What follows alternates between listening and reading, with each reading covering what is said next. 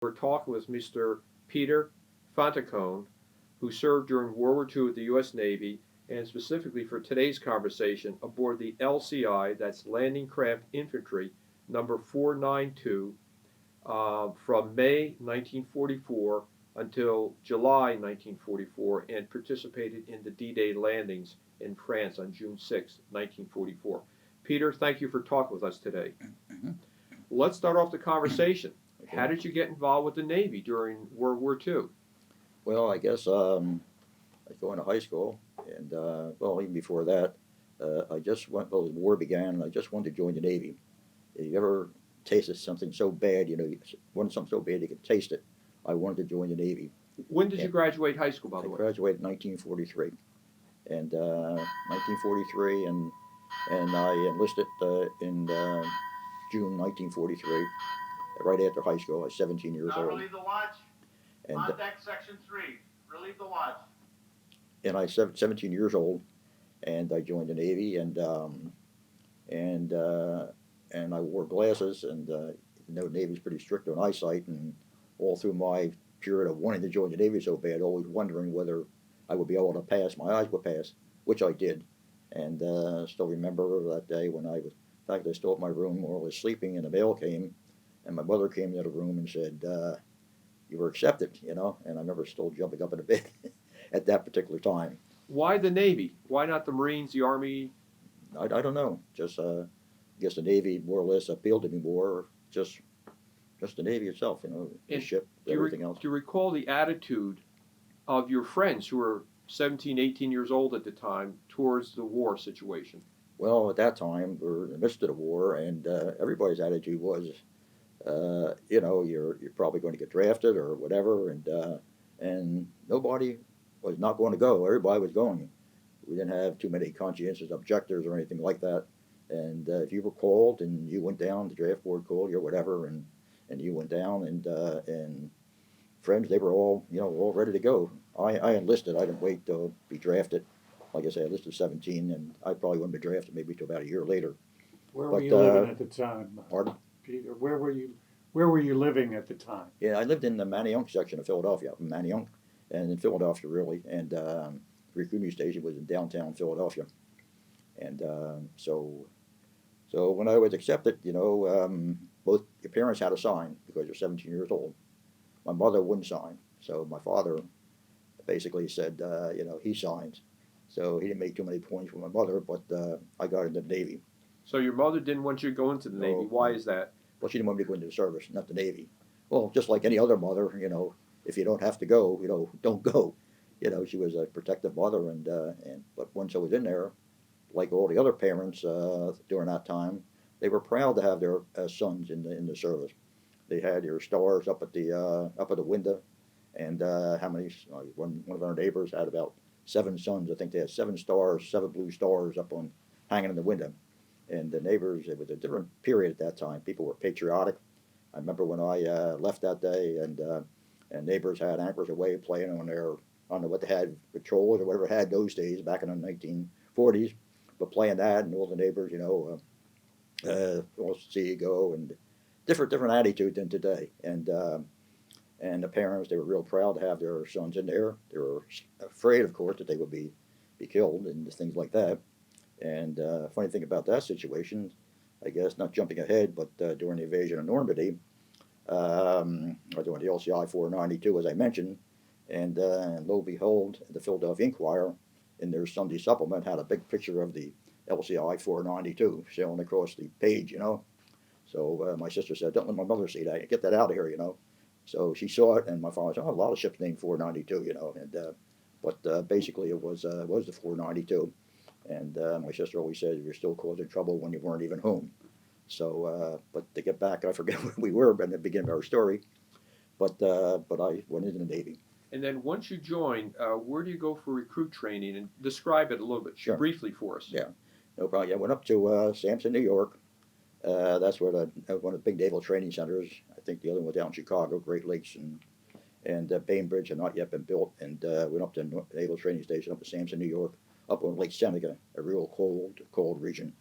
But this was in September, July. September wasn't too bad. But if I can continue, from there I went to, I was assigned to go to radio school after boot camp. And so they put all different radio school. You go to what they call OGU unit. Now, outgoing unit used to be great because we had hammocks issued to us in those days. And when you went from your regular barracks, you went to this OGU unit, you used your hammock, so that was sort of an experience. But anyway, you went there and you waited assignment. So the first radio school came up was in Miami University in Ohio, which is great, university campus and all that. I was a superintendent. If somebody else didn't go, I would go. Everybody went. Then the next one was in Casco Bay, Maine, another nice location and everything. I was supernumerary again. Everybody went. I didn't go. Next one was Sampson, New York, where I am now, and my name was right at the top. So it's transferred from one unit to another unit. So I spent the cold winter of 1943 and 44 up in the cold lake or Lake Seneca up in New York State. And little detail, what was radio school like during 1943? How long was it roughly, and what topics did you cover? Yeah. The found open when traveling about the ship. The radio school was we had about 100 people in the class, and you learned Morse code, of course. That was the primary thing, and then you learned your radio theory and your procedures, radio operating, how you make messages, and all that sort of thing. And like you say, you learned radio theory and all that. And the radioman was a pretty important job at that time because when you were out at sea, that was the only communication you had with anybody was Morse code coming over the radios. And in your Navy, now you're out at sea, and they used to transmit from, for the Atlantic Theater, they transmitted from Washington, D.C. And the Pacific Theater was San Francisco and Honolulu, because I did serve in the Pacific afterwards. And then, so they would transmit from this station, and all ships in the European area or wherever, the message used to come over, and you had to copy it, okay? Because if you didn't copy it, you couldn't open up your radio and say, I missed it, because you would give your ship's position away. So therefore, you had to get it. And you're out at sea, and the radio operators, they stood watching this one frequency, and 24 hours a day. And the message would come over, the heading and all that sort of thing. Some ships copied just the heading. If your call sign was in there, you copied the message. If not, you just copied everything. But you're on that watch for 24 hours a day, and you had to get the message. Now, and that's why radio copying Morse code was so important, because they transmitted what they called 18 words a minute, which is a pretty fast speed, and you had to get a solid copy. You had to copy everything.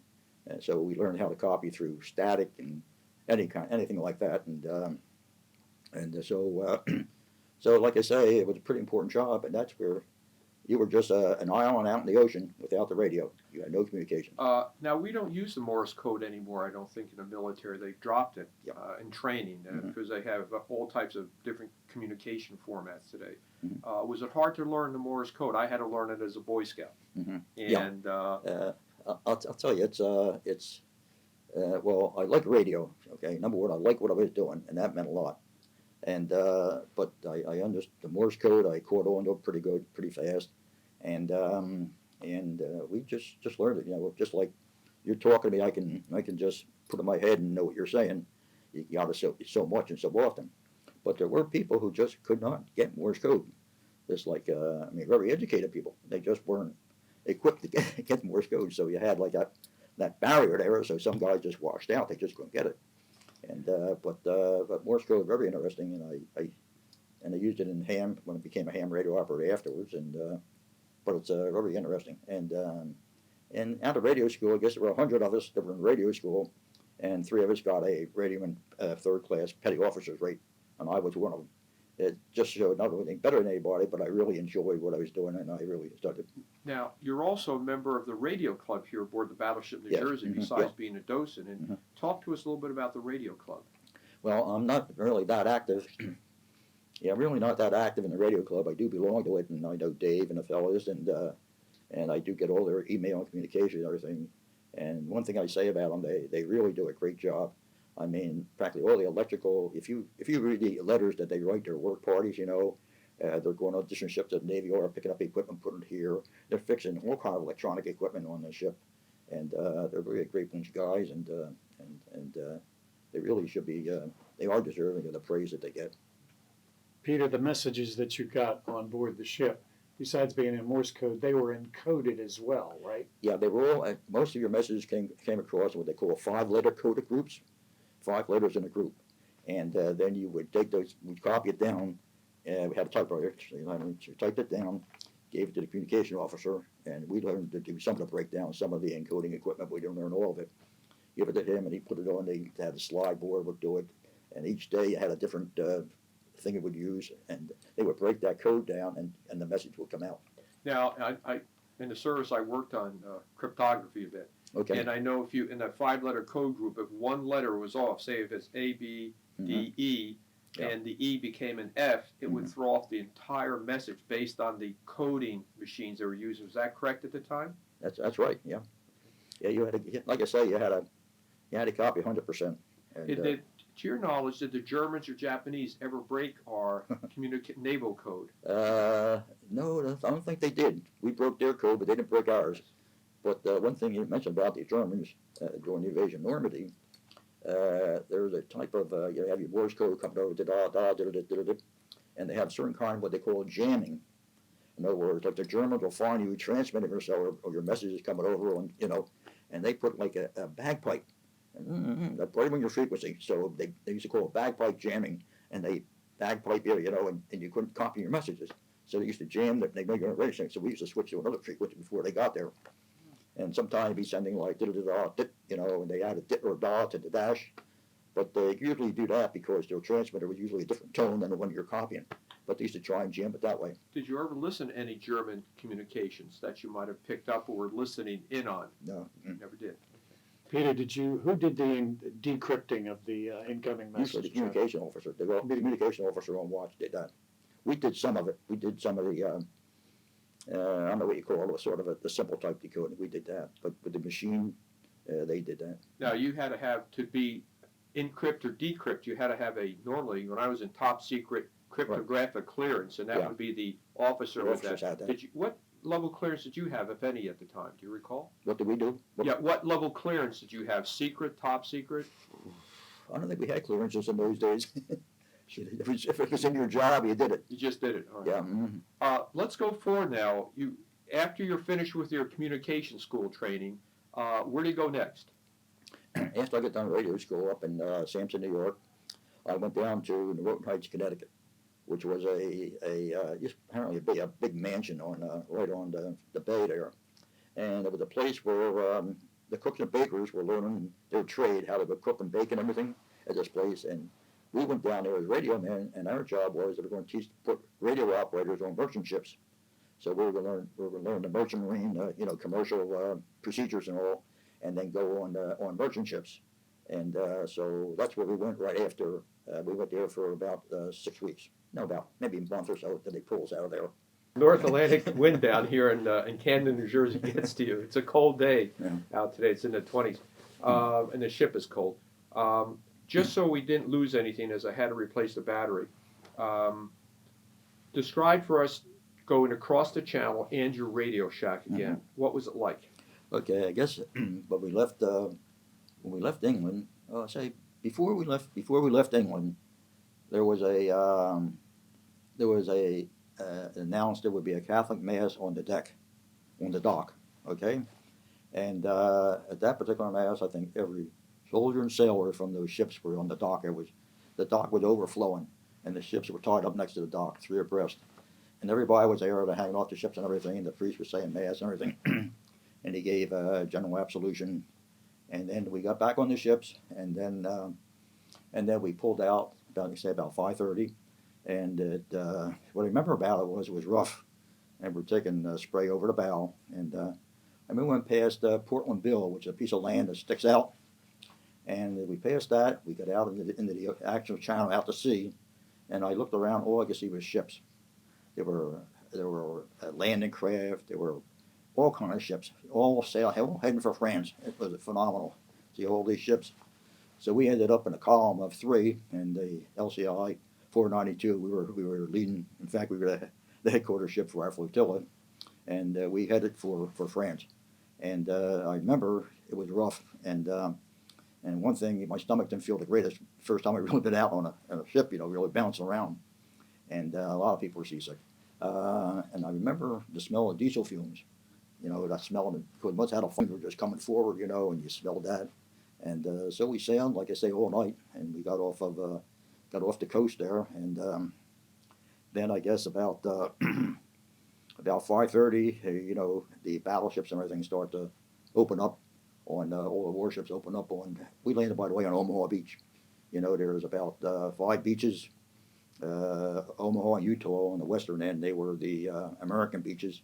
Then you had Sword, Juneau, and Juneau. I can't think of the other one. Were Canadian and English beaches. So we landed Omaha, which ended up being called out Bloody Omaha. This story that Saving Private Ryan was based on.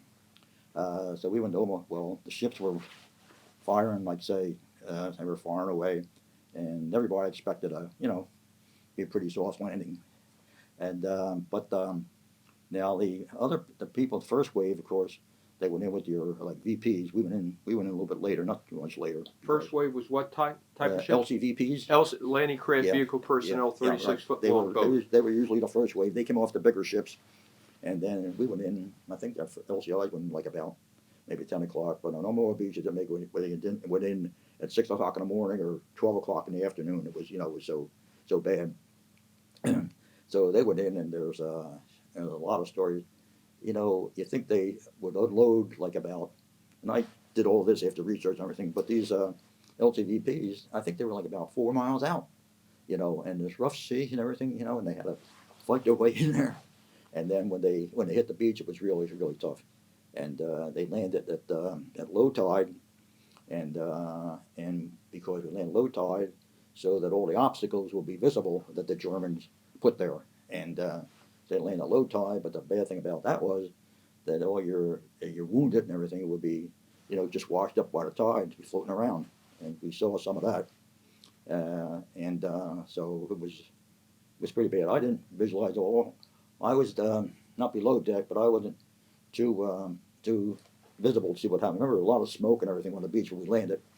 But our signalman, who was up on the bridge higher up the bay, he saw the guys run off, and they were just being killed as they ran down the ramp.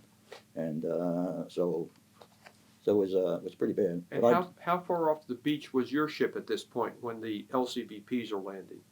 Well, we were just laying off, not too far, but the Germans didn't fire at us until they got within firing range, and then they had actually a matrix on Omaha Beach. I mean, they'd been there. Rommel was building this Atlantic Wall for years, and so they had defenses. They had bunkers and everything else, and when Omaha had like a bluff, a cliff, and they were just firing down, and it was just a killing field. And like I say, the part I witnessed was I just remember seeing the smoke and all the vehicles, everything burning on the beach. And but like I say, the signalman he saw a lot more. What was supposed to happen, and is the Americans were landing tanks on Omaha Beach. It was a newfangled way to land them. So you put on a big life preserver, and they would go by themselves, go into the beach. I think there was about 31 of them, and of the 31, I think about 29 or 30 of them sunk just like rocks because it was too rough. And so therefore, the infantry on Omaha Beach, they were pinned down. They couldn't get away because the tanks were supplied the artillery, knock out the German pillboxes and everything. So they were just pinned down there.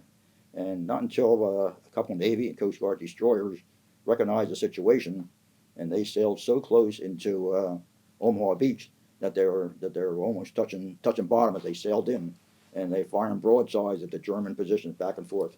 And by the end of the beginning of the afternoon or so, I think they knocked down every German gun, and that's only then was where the Americans able to advance. And so Navy, the Coast Guard. It's one thing a lot of people don't know. The Coast Guard played a real important part in the invasion of Normandy. In fact, our LCI was the Coast Guard flotilla. I think we had about 3 Navy LCIs, the rest were all Coast Guard. And then let's see, and then remember one plane come over, and I don't know where he came from. He was flying so low. German? Yeah, German plane. Yeah, he just flew right over, and I remember they were firing at him, but he was so fast and didn't even know what was. But he just flew right over. Yeah, their air power was nil. They had no air power, And and our air power proved to be ineffective. The bombers, they dropped the bombs. Because they didn't want to, because of the weather, they didn't want to hit the troops, so they delayed their dropping of bombs just a few seconds. And what happened was they dropped the bomb behind the lines, behind the Germans, and not on the beach. and at what point does your ship land? I guess we landed about, uh, I guess in around noontime. So about 6 hours or so after the landing starts, the firing starts at 5:30 in the morning. Mm-hmm. You land, and tell us what happens. Describe that situation. Well, that's what I said. When we landed, that's when I saw as we go into the beach, I saw everything burning and the smoke and everything, and a lot of the guys were killed on our ship, and when they went down, the soldiers, and Your ship had a ladder way down each side of the hull. oh yeah, just like yeah, two, one yeah. on each side of the hull. Yeah, right on each side of the hull, just like Yank. They run down there and then they go. And a lot of the LCIs in our flotilla, the 91 and the 92, they were all destroyed. Hip mine blew up. Troops in forward compartment, a lot of them were just wiped out. And the LCIs took a beating. We lost more LCIs at Normandy than we did in any other invasion, around the world, the Pacific and everything else. So. And during this time period, were you in a radio shack working, or were you on deck, or what were you doing? I was on deck, and like the LCI has like a well deck. It's a small.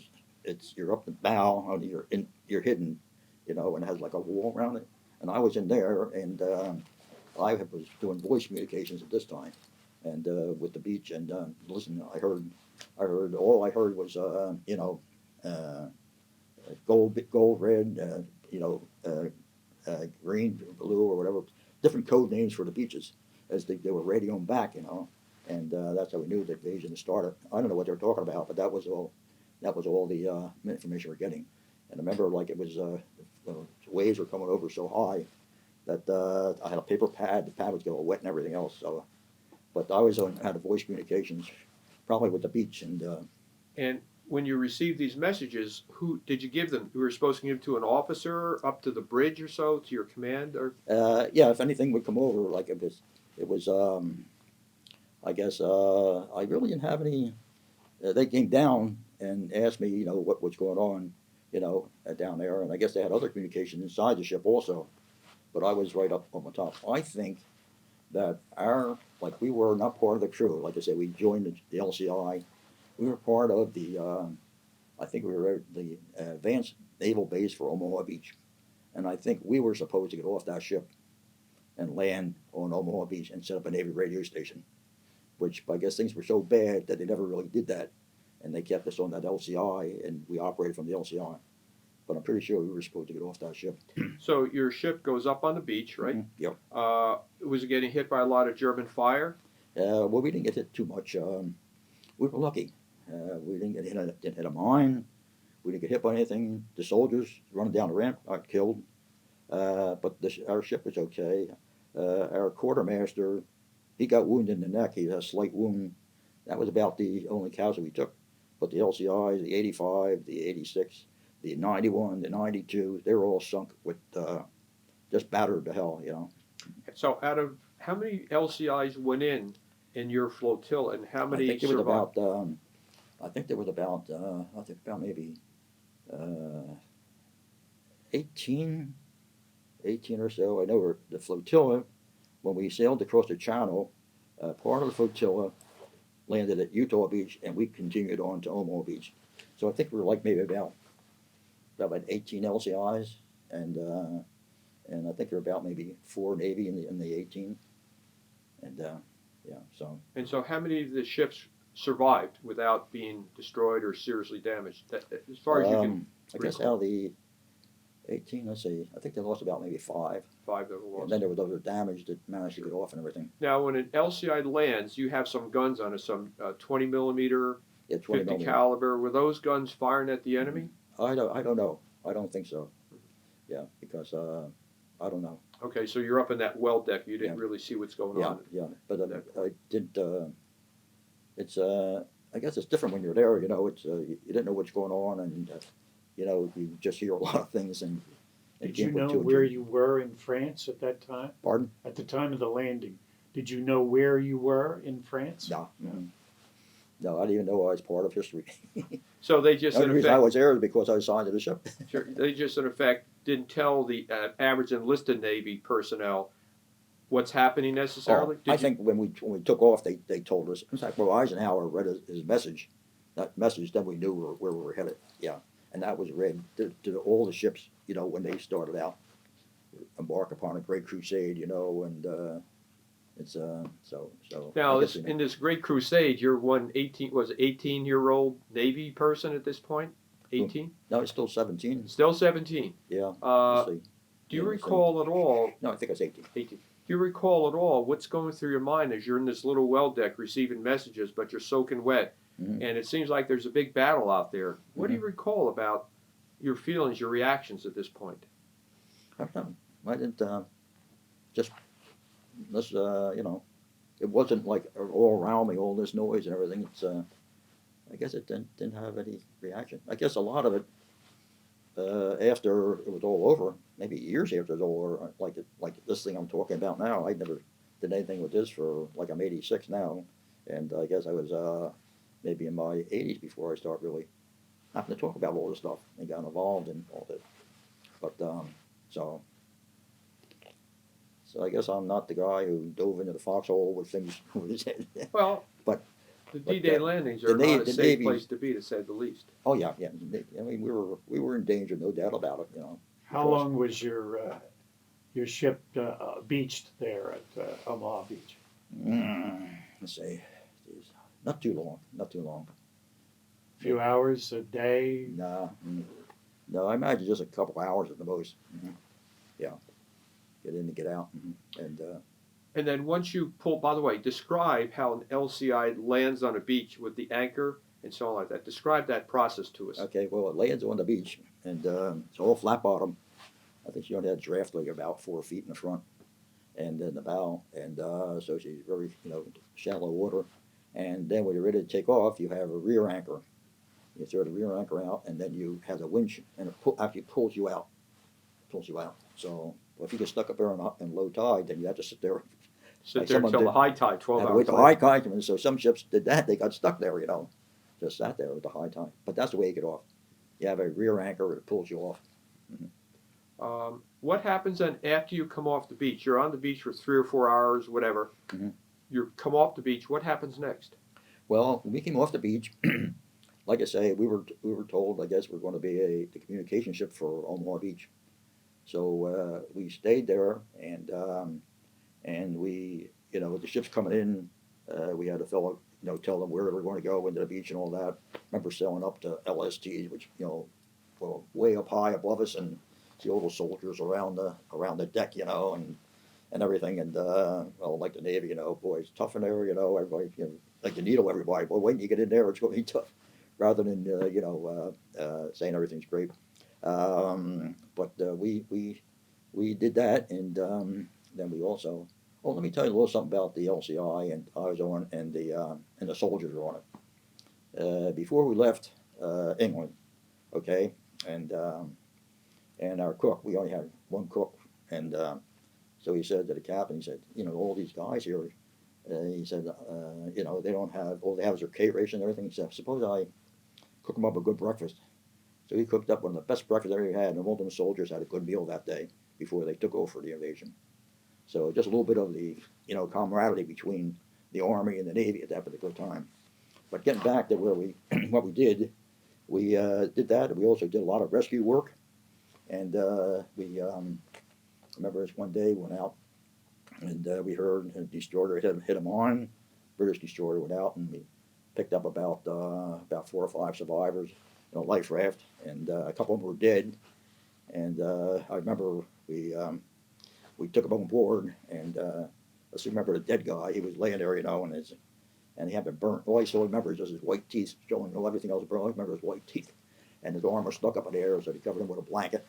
And then a couple other guys were dead. and the other guys were covered with oil, and so they put them up into the con of the ship where we were up there. So they brought them up there, and I remember our quartermaster. He had just polished all the brass on that thing. He said, "These guys are getting all the oil all over his brass." But no, we did work like that. We got word an LSD hit a mine, went out there, and all we found out was it was floating bow up, and we searched around for survivors, couldn't find any. And another LSD was listening and everything. Somebody went aboard that, and there were some dead aboard that, but they continued to float, so they just left that one there. And we did different things like that. And Now, at this point, were you worried about hitting a mine yourself? no, the minesweepers done a pretty good job. In other words, they're the unsung heroes or the guys on the minesweepers, on these wooden minesweepers, because they're not magnetic, they're wooden. They went in before the invasion actually started and swept the path for all these mines, for all these ships to get in there, to go into the beach. So they had done a pretty good job in getting them out. But we were still mines were going off. You know, every once in a while I hear explosions and things like that for a long time afterwards.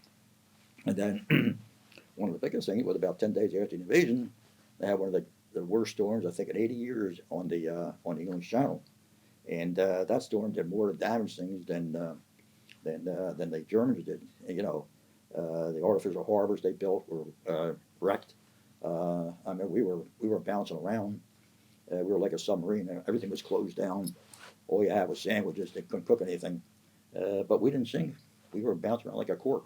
Our worry was we were going to run out of fuel. But we were okay. We weathered it good. And a lot of ships were up on the beach. And They got washed up on a beach when they got hit. A lot of them were washed up on the beach. And then the ships we were tied up to, remember the ones they sunk?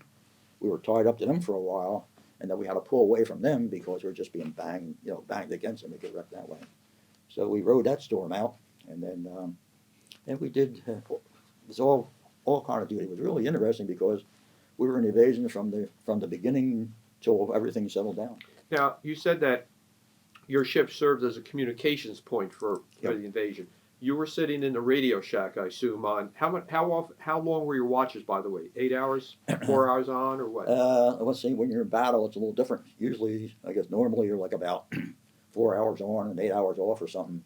But when you're in battle, you really have a battle station, like on the ship here. You might be a radio operator, but your battle station might be up in CIC or something like that. So if you're in battle, you're always if you're a radio man and you're assigned to a radio room, you stayed there. If you're someplace else, you stayed there. So, on a smaller ship, though, we were in the radio room. what type of messages were you receiving while the battle's going on, especially the first and second day? I don't know. I don't know. I guess a lot of them was just general messages and things like that. See, when the message comes across, your ship has a call sign, and like it'll say your ship call sign from another ship or wherever it comes from, Washington, or the call sign of the station sending, and then you would have like a letter, like an O would indicate an urgent message, another one would indicate routine message.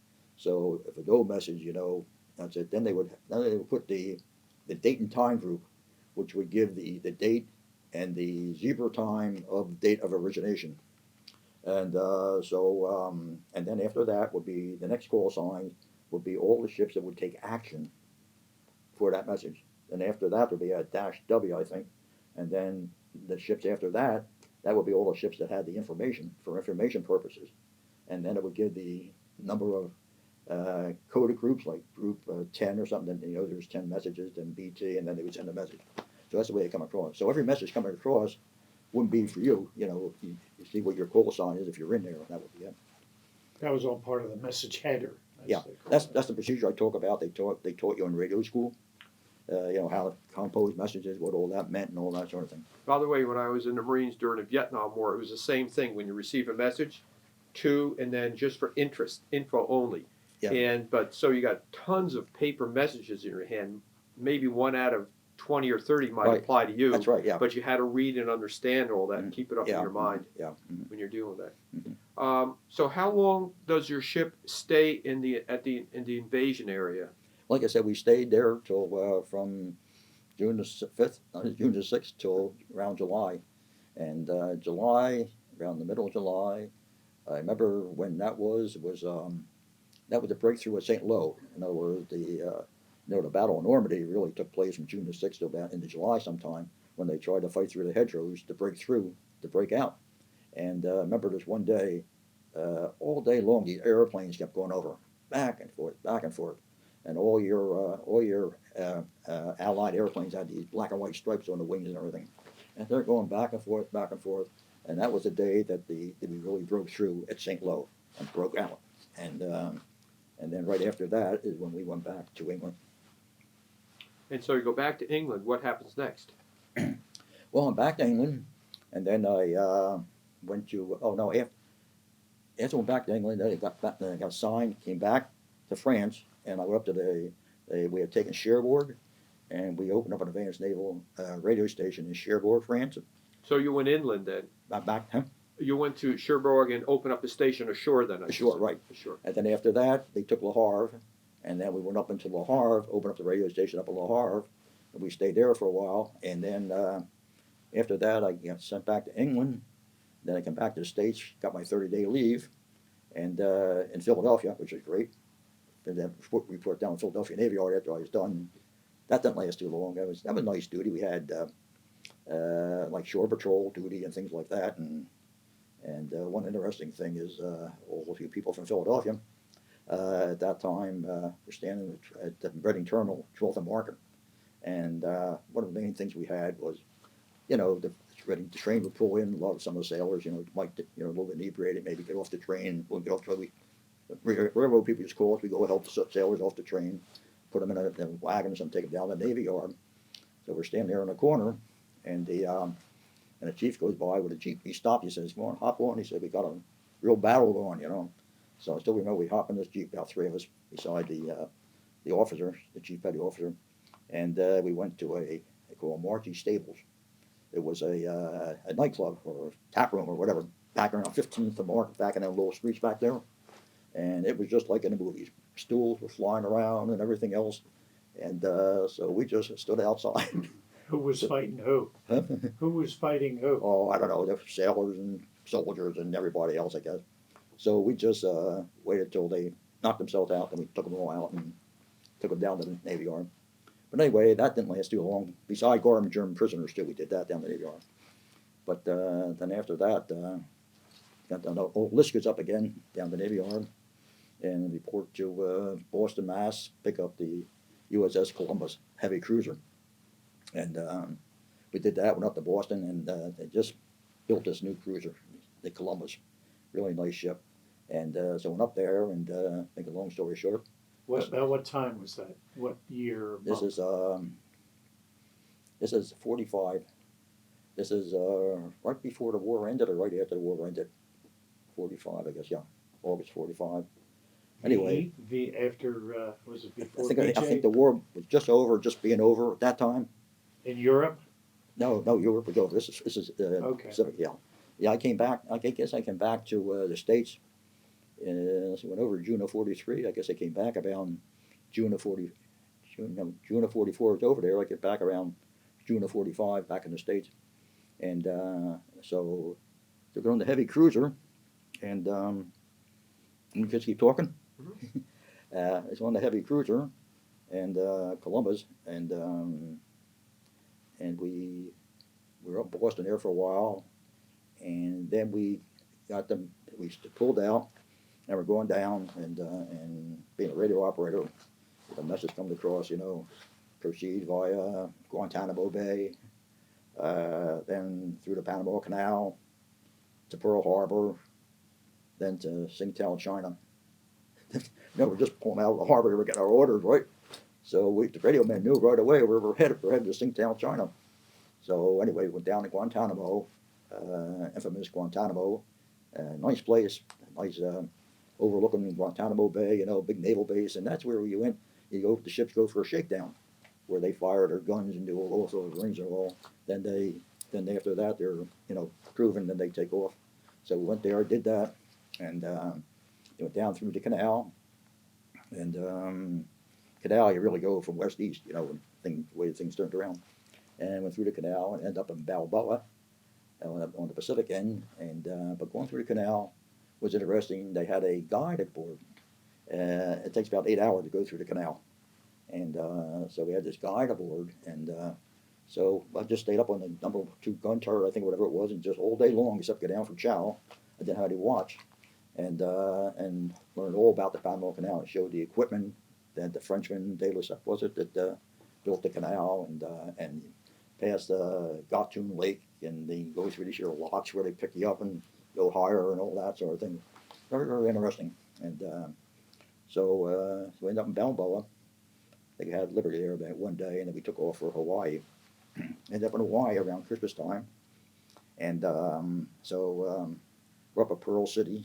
We go up the Pearl River, up to Pearl City, and had a couple days Liberty in Honolulu, and then we got back to the ship this one night, you know, and you don't have to back on the ship till midnight, right?